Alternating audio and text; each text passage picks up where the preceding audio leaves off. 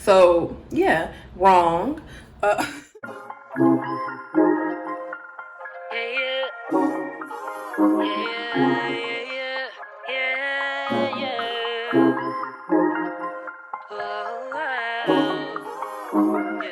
guys, welcome back to my channel. So today's video, I'm going to be showing you guys like pretty much like my first midterm, my first memo, how I did on both of those. So they were both ungraded, but I figured you guys would like just want to see me like in real time kind of reviewing them. I did skim my responses back or whatever, but I didn't like really review them. So pretty much I had a midterm in civil procedure. It was an ungraded midterm. He gave us like a model answer and then he did a review session. So I watched the review session earlier. I glanced at the model answer or whatever. I kind of got frustrated and just logged off. And then for my memo, I just got my memo feedback yesterday. Keep in mind though, like I said, they're both ungraded. So it's not really like, I mean, it doesn't really mean anything, but it kind of does because it shows like where my progress is and like how good I'm doing or how bad I'm doing rather. So yeah, like, comment, subscribe, all of that. I will show you guys how I did on the memo and then how I did on the midterm.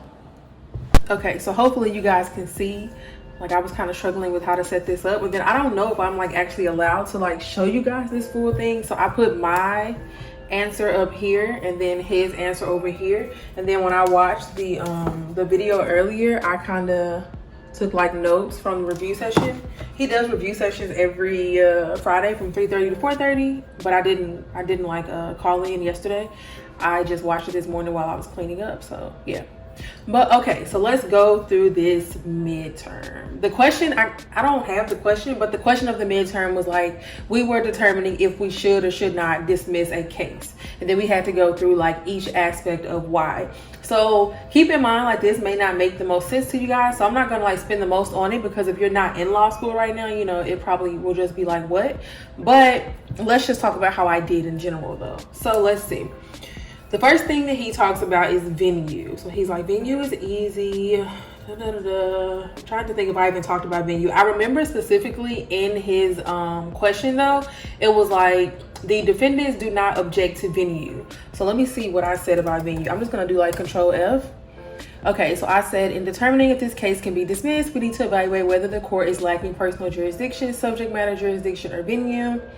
Since the defendants are not moving to dismiss based on venue, we will look at the other two aspects, blah, blah, blah. Okay, so one note that he said is that I did that completely wrong. Let's just start with that. So one note that he said, let me show you guys. Because I know I specifically, when he said that, I was like, yeah, I did that wrong. Where is it at? Where is it? Okay, so see how like this iPad is dirty. So he was like, don't I know it's gonna show the glare from the ring light, but yeah, he was like, don't include background law, just state reasons in sentence with answer, not background, and then the answer. Your answer should include the law within it. So see how like here I put like, in determining this case, he was like, that should have just been like in my answer. And then also I did it wrong though, because he says that like you still have to discuss everything. So like I still did that wrong. Like even though I was like, we're just gonna skip past it, I should have wrote why we're going to skip past it, and then also like why they're objecting or why they're not objecting to venue. So yeah, wrong. Let's see. So he was like, sometimes a fact pattern will tell you not to address certain issues. You should follow that instruction of a person writing you, blah, blah, blah.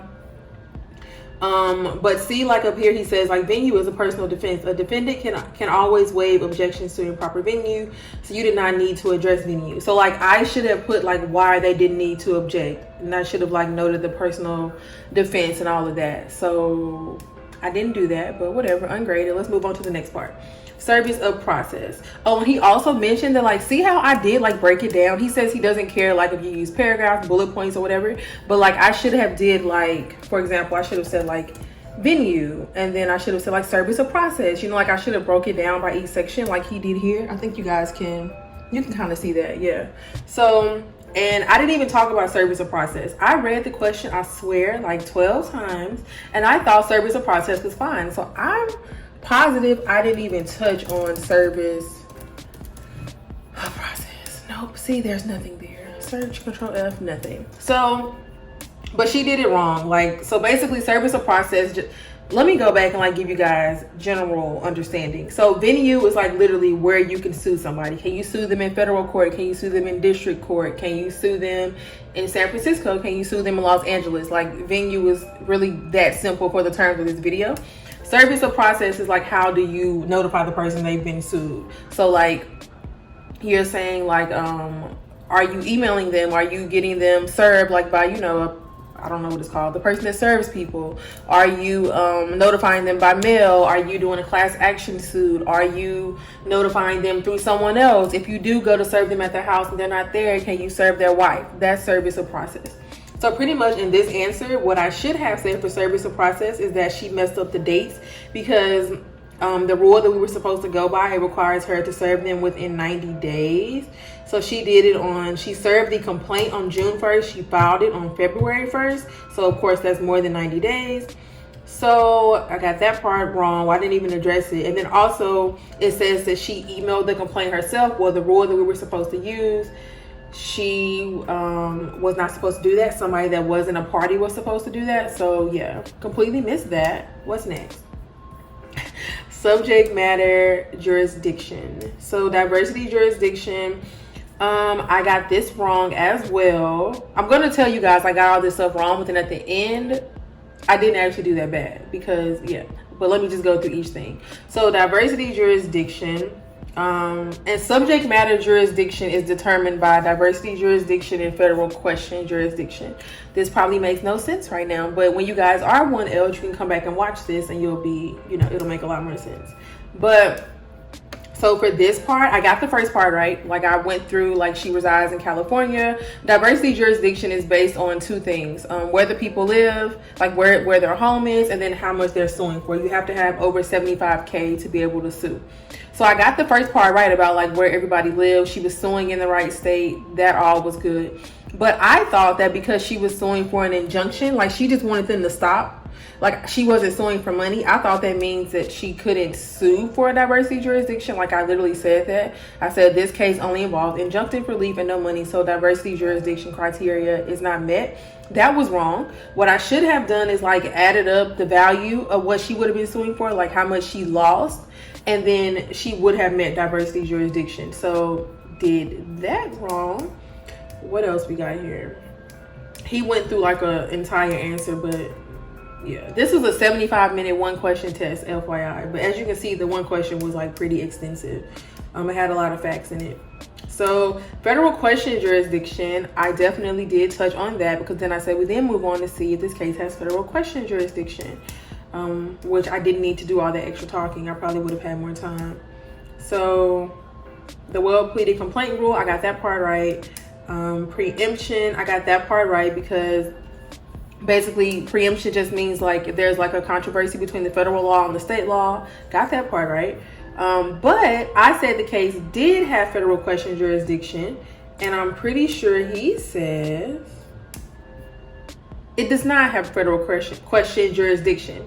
But let me tell you guys why I got it wrong. So like there's this test that we're supposed to do called the Grable test that I literally wrote a whole paragraph for, I swear guys, and then I erased it because I thought it was wrong.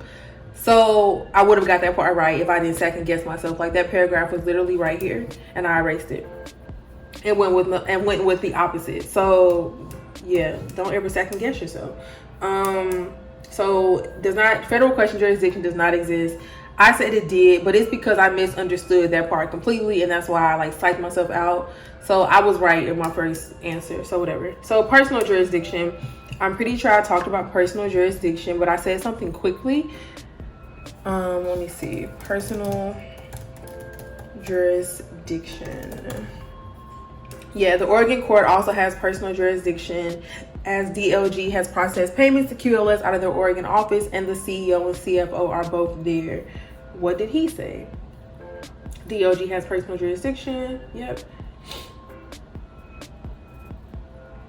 I should have talked about some statutes, which I did not do. I just put that one. That's not even, it's really not even a whole sentence. It's one sentence, I guess, but so yeah, I just should have went into more detail, but I got that part right though. The personal jurisdiction definitely did exist, so whatever, I was right. And then he talked about like the Erie doctrine. A lot of people touched on this. I didn't do that. So I got that part right. In conclusion though, because this video is probably boring. In conclusion, I put that the defendants could not dismiss. I said their motion should, word for word, I said, thus the motion to dismiss should be denied as there are no appropriate grounds for dismissal by either party. Does he even say if it should be dismissed or not? Like, wait, what's happening here? Let me just look for the word dismiss. The court should dismiss the complaint for improper, what's happening? The court should dismiss the complaint for improper service because Paulina served the complaint herself and because she did so in an untimely fashion. So, so I got the answer completely wrong, but it's because I missed a step. So if that makes sense, like based off of everything that I said, I would have been right. I just completely didn't touch on service of process at all. I don't know how to explain that. In conclusion though, this midterm I probably would have got like I don't even know. I'm going to do like office hours with him and I'll update you guys on my Instagram. Follow my Instagram if you're not. But yeah, I don't know. Here's like all the notes and stuff that I took. So I was supposed to write out the facts. I was supposed to know that like all this stuff pretty much. I'm not going to read it because whatever. But like all this stuff is stuff that I took notes about like for the midterm and the final. So yeah, I need to, let me show you guys my face. Hold on. So yeah, so pretty much I don't have my notebook over here, but like the way I took this exam, so when I started off or whatever, I like wrote down every single fact that I thought was important. Obviously though, I missed a lot of facts, or I didn't miss a lot of facts though, because like I literally wrote down the dates. I swear I did. Where's my paper? Hold on. Okay, so like I wrote down, I don't know if you guys are gonna be able to see, but like see, I wrote down like this person, that person, then there's another piece of paper too I can't find, but I wrote down like each date and I still got the service of process part wrong. So I think what I need to do, he mentioned like I need to go back in my outline and figure out like what the triggering facts are for each separate thing. And also I feel like when I did this, if I would have broke everything down like he did, I probably would have did a better job too. Like if I would have did venue, service of process, subject matter, like if I would have really broke it down, I would have been able to catch like what I missed. But I mean, I will say like I'm glad we got to do this. Obviously I did get the wrong answer, although I will say I talked to a few other people, a lot of other people, and I don't think anybody got anywhere close to getting all of this right. Like I don't think anybody did actually. I mean, maybe somebody did that just is like quiet and they don't really share much. But the people that I've talked to, we all were like struggling with this. We all got like this part right, but this part wrong, or we missed this, or we missed that, or we wrote too much, or we didn't write enough. Like everybody had an issue. So I'm not really like stressed about it. I got some parts right. My thought process was just like completely wrong. I overthought everything as usual. So yeah, I mean, that's my first midterm. It was civil procedure. I'm going to go to like, I'm going to do like a more like thorough review of this. I just want to show you guys like me doing like a quick like review of it or whatever. And then I'm probably going to go to office hours with him, like maybe like individual office hours more than likely, just because like I want to like walk through everything, because I know for a fact some of this stuff will definitely show up on the final. So yeah, that's the midterm. Let me show you guys my memo now. Okay guys, so here's my memo. This is the first memo. It was ungraded. I have another memo due to my WA tomorrow that I may or may not have not even started on yet because I've been stressed out all week, but also because I was waiting on this and I felt like I should have had this back a while ago, but whatever. She explained why. So let's go through this. I have my memo on this screen, what I actually wrote. She has notes on here, but then also over here on this screen on my laptop, I have like what she actually wrote. So let's go through each comment. So she says, she starts off by just saying like, I made some suggestions, pay particular attention to your argument, counter argument, rebuttal, and then she says good work. Just to give you guys like an overview of what this was about, pretty much we had a case that was brought to us where a guy wanted to, he shot someone. He wanted to say that he did it in the heat of passion and use that for a defense. And then we had to reference a past case that was very similar to say that we think it should be decided in the same way of that case. That's like the general overview of what this memo was about. Pretty much somebody got mad, they shot someone, they had history, they pretty much hated each other. And then another incident happened, someone got shot. he said it wasn't attempted murder, it was self-defense. Well, I'm sorry, it wasn't self-defense, it was a heat of passion defense. So yeah, let's go through it now. So the first comment that she gave me was so like you see how it has like 1, 2, like my notes are literally in like 1, 2. So okay, so the first thing she just says is that like I should have single spaced this. It's a line per page requirement. Keep in mind also, I don't know if it's going to apply to all schools, but at UCLA, I'm pretty sure this is like the format for memos in general. You're only supposed to have 28 lines per page. So yeah, she was just saying that like I could have single spaced this, and then I would have had more room to write on this page. And then also this memo had a 6-page limit as well. So give you a few more lines. Oh, and then she also said that like for this part, so for my like regarding, I put Adam Topa, second element of heat of passion defense for Callum J shooting. She says that I could have put whether Adam Topa acted rashly and under the influence of intense emotion in the shooting of Callum J. Because she says that it would have gave my reader a better sense of what my memo covered. So like I guess this was like very general, and I could have went into more detail essentially. So that was number 1. Number 2, she says, overall, nice job with your intro. Basically, I could have cut out some information. Like, I didn't need to say anything about him going to San Francisco State. I also didn't need to say that he was at the movie theater alone. But I thought that was important because I thought, like, oh, well, if he's at the movies alone, he can't, like, he's going to be more scared. So he's going to, you know, react crazily, that's not a word. He's going to react rashly because he was alone and he didn't have anyone to help him. But she says, like, I didn't have to put that there. So what else did she say? My air just came on again, so sorry if you guys can barely hear me. You know my air is super loud. So yeah, she just says I should have just put like he was assaulted and harassed before, blah blah blah. So yeah, I just put too much extra information. That's me, I talk a lot. That doesn't surprise me at all.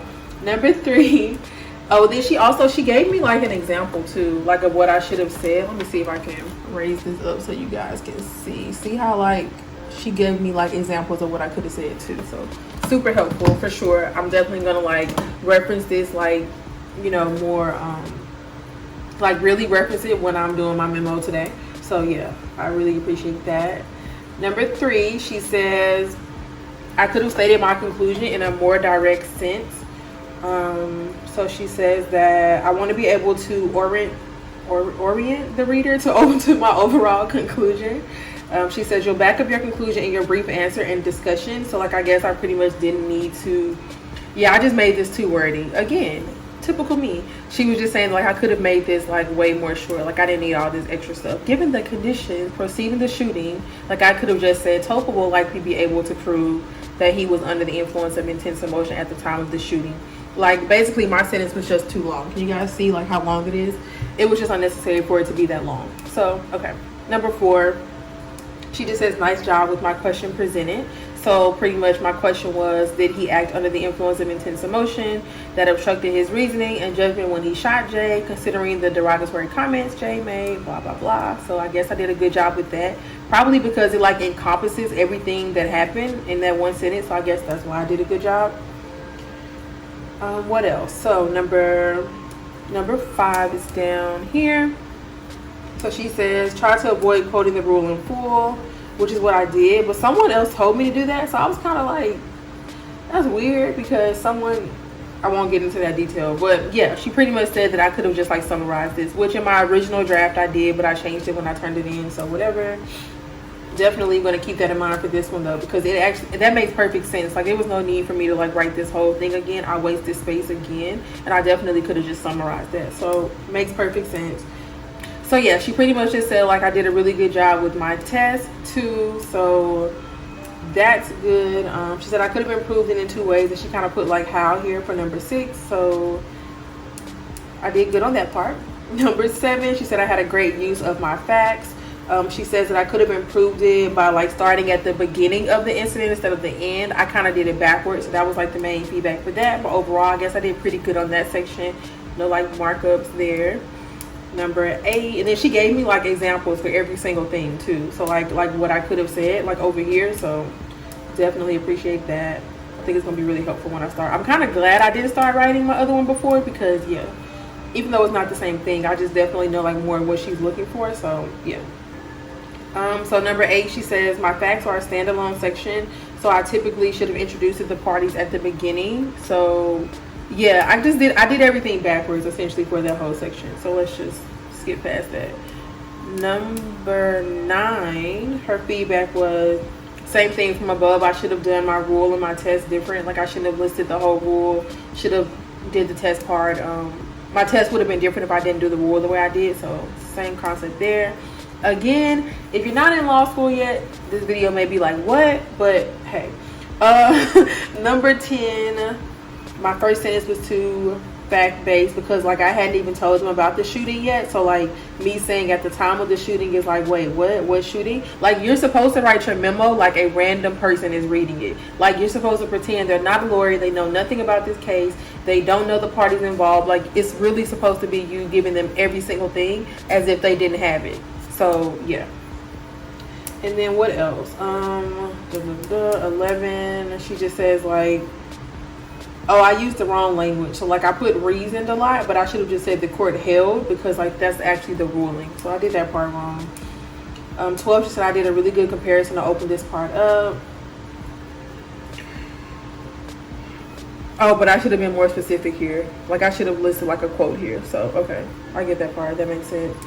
Number 13, she says I did a good job, but I stated the conclusion before the inference. So yeah, pretty much I need to work on my like formatting. Like I need to work on like my sequence is what I'm gathering from all of these comments. Like I need to really write it in the way that makes the most logical sense instead of like the way it came out of my mind and just like, you know, not just writing. I should have like said, okay, wait, this happened in this order, so write it in this order.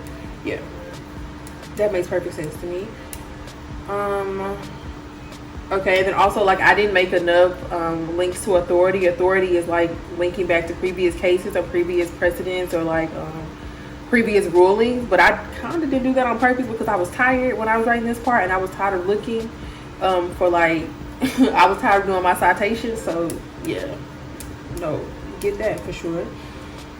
Oh, and then also the last parts, I remember this is the part I really read through. So the last part that she just kept saying is that like I did everything in one paragraph. I should have had more paragraphs. Like I would do my argument, counter argument, rebuttal all in one paragraph. I should have listed like what our argument was in a paragraph, listed what the prosecution may say in their argument, and then did our rebuttal. Like all that should have been broken up separately, which I didn't do. But again, I knew I was supposed to do that. If I'm being honest, I was tired. Like this was due on Sunday at 9. I think I turned it in on Sunday at like 8:30. I was tired. So yeah, her overall comments are very nice job on this. She did a great job conceptualizing your test. Terrific job of having strong facts. But I should work on the structure of my test. Don't put all my key concepts in one sentence. I should work on developing the factual basis of my arguments. I had additional good facts to support my arguments that I didn't use. And then on the structure of my arguments, I combined my counter arguments and rebuttals, which led to your counter arguments not being as fully developed as they should have been. And then she said, work on that for my next memo and keep up the very good work. So that's my memo feedback. Leave me questions down below, comments down below. I know this may not make like the most sense right now, but if you guys have any like questions, it will probably be better because then I can like answer your direct questions about the memo, about the midterm or whatever. So yeah, let me put the camera back on my face. Okay guys, so that's like the end of the video. Not really much else to discuss. I really just wanted to show you guys like how I was doing. So I hope the video wasn't too boring. I hope it gave you like just some insight too into like what your work may look like what you may have to turn in, what may be you know, applicable to your school. Maybe you'll have to do midterms too. I'm assuming obviously you have to do memos too. So like hopefully it's helpful in that regard. I know like it may not make the most sense right now, but also if you're a 1L and you're watching this, leave me some comments down below. Like how did you guys do on your first midterm? How did you do on your first memo? I would definitely like to know. I think for my memo overall, I did pretty good. The midterm, I wouldn't say that. Definitely would say I need to work on that. Need to go to office hours more for sure. But yeah, I don't know what my next video will be for sure, but I do know that I have a video series coming up for you guys. I'm going to do like a bunch of collabs. I've already reached out to people, have like a bunch of different perspectives I want to share with you guys on applying to school, the LSAT, early decision, what else? Landing a job. I have like a lot of different videos that I'm going to be doing. I have like a whole series planned out. Definitely think you guys will really enjoy it. I have like a bunch of different people that you guys, if you like have been watching YouTube videos for a while, watching different legal YouTubers, you're definitely going to be familiar with some of these people. And then also there'll be some new people too that are probably like, like just starting their journey or whatever, that are just starting to share their information. But I definitely think you guys will enjoy this series. So yeah, like, comment, subscribe, hit the bell so you can be notified, and I will see you guys in my next video. Bye, y'all.